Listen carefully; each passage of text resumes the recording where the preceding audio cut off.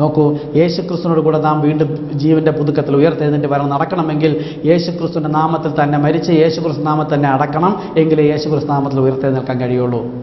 ഇവിടെ പിതാവിനെയും പുത്രനെയും പരിശുദ്ധാത്മാവെയൊന്നും മാറ്റിക്കളയുന്നില്ല. അനേകർ പഠിപ്പിക്കുന്നു. നോക്കൂ, പത്രോസ് പറഞ്ഞത് കേൾക്കണമോ, യേശുക്രിസ്തു പറഞ്ഞത് കേൾക്കണമോ? നിങ്ങൾക്ക് വേണ്ടി മരിച്ചത്, പാപം വഹിച്ചത്, രക്തം ചെയ്ത് ഈ ക്രൂരമായ പീഡനമേറ്റത് പത്രോസല്ല, യേശുക്രിസ്തുവാണ്.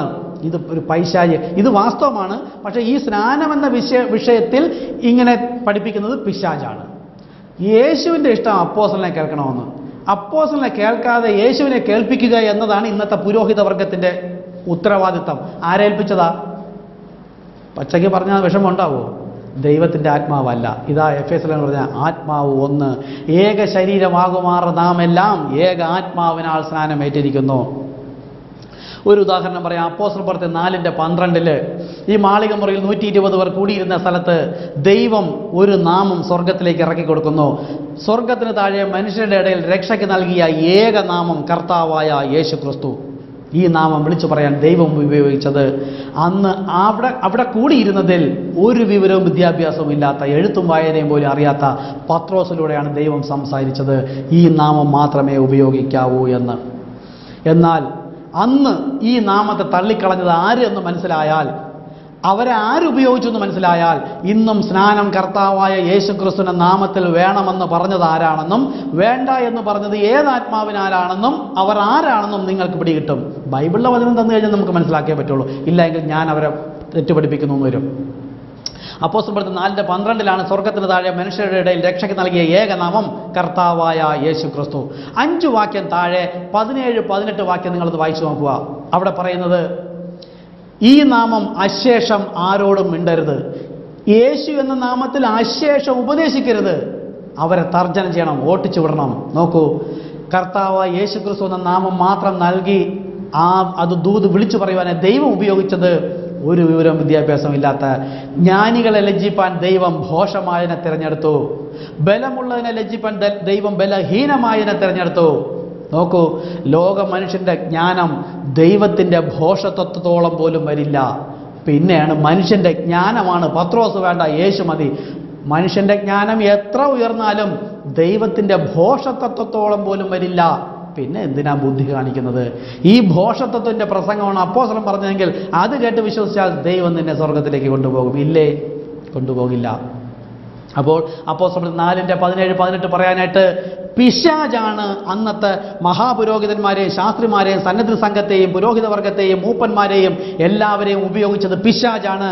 ഇതാണ് യേശു പറഞ്ഞത്, നിങ്ങൾ പിശാചിന്റെ തന്ത്രങ്ങൾ തിരിച്ചറിയാത്തവരല്ലല്ലോ. നോക്കൂ, ഈ പിശാച് പുറത്തുള്ള, സഭയ്ക്ക് പുറത്തുള്ള മറ്റൊരു അവിശ്വാസിയെ കൊണ്ടുവന്ന് സഭയ്ക്കകത്തിരുന്ന് പറയാണ്, യേശുക്രിസ്തു നാമം ഉപയോഗിക്കരുത്, അശേഷം മിണ്ടരുത്, യേശു എന്ന നാമം ആരോടും ഉപദേശിക്കരുത് എന്ന് പറഞ്ഞാൽ ഈ ക്രിസ്ത്യാനികളെല്ലാം കൂടെ ചേർന്ന് അവനെ അടി കൊടുത്ത് പുറത്താക്കും. അത് സാത്താൻ നല്ലവണ്ണം അറിയാം, ഇന്നത്തെ വലിയ ഭക്തന്മാരെ.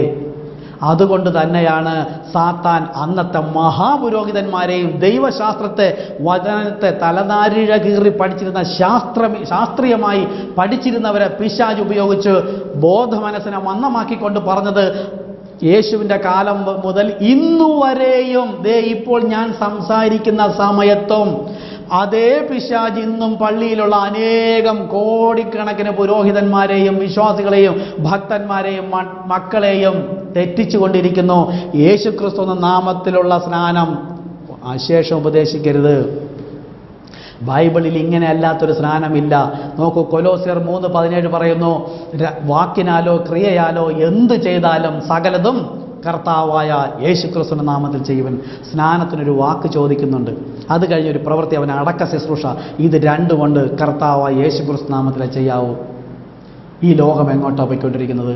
അന്ന് യേശുക്രിസ്തു നാമത്തെ നിഷേധിക്കുവാൻ സകല മഹാപുരോഹിതന്മാരും സഭാപുരോഹിതന്മാരും മൂപ്പന്മാരും പറഞ്ഞുവെങ്കിൽ ഇന്നും ഒരു വിദ്യാഭ്യാസമില്ലാത്ത അതേ പത്രോസിലൂടെ കർത്താവ് പരിശുദ്ധാത്മാവ് സംസാരിച്ചിരിക്കുന്നു, സ്നാനം കർത്താവായ യേശുക്രിസ്തു നാമത്തിൽ. ഇത് വേണ്ട എന്ന് പറയുന്നവരാരാ?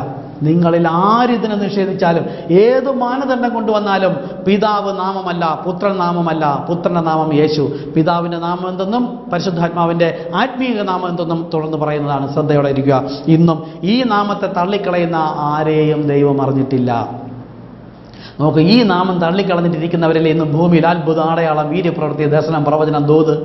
ഒടുവിൽ ദൈവം ഇവരാരെയും കൊണ്ടുപോകാതിരിക്കുമ്പോൾ അവർ പറയുന്നു, കർത്താവേ, നിന്റെ നാമത്തിൽ ഞങ്ങൾ അത്ഭുതം ചെയ്തു, മരിച്ചവരെ ഓർപ്പിച്ചു, വീര്യപ്രവൃത്തി ചെയ്തു. യേശു എന്താ പറയുന്നത്? ഇടർച്ച ഉണ്ടാക്കുന്നവരെ എന്നെ വിട്ടു പോകുവിൻ, ഞാൻ നിങ്ങളെ ഒരു നാളും അറിഞ്ഞിട്ടില്ല. ഒരുത്തരെ ഇപ്പോഴും അറിയുന്നില്ല. നോക്കൂ, ഇങ്ങനെ വിളിച്ചു പറയാൻ ഒരുവൻ വേണം.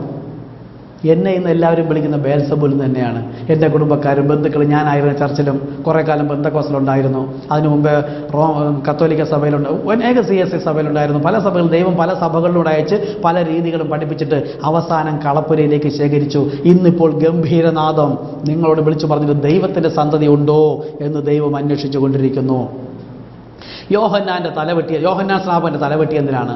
സ്റ്റേഫാനോസിനെ കല്ലെറിഞ്ഞതിനാണ്. പൗലോസിനെ കല്ലെറിഞ്ഞതിനാണ്. പത്രോസിനെ തലകീഴായി തൂക്കിയതിനാണ്? യോഹന്നാനെ തിളച്ചെണ്ണയിലിട്ട് എന്തിനാണ്? മനുഷ്യനെ നോക്കി ദൈവത്തിൻ്റെ വചനം ലജ്ജിക്കാതെ പറയേണ്ടുന്നത് പോലെ പറഞ്ഞതുകൊണ്ടാണ് അവർ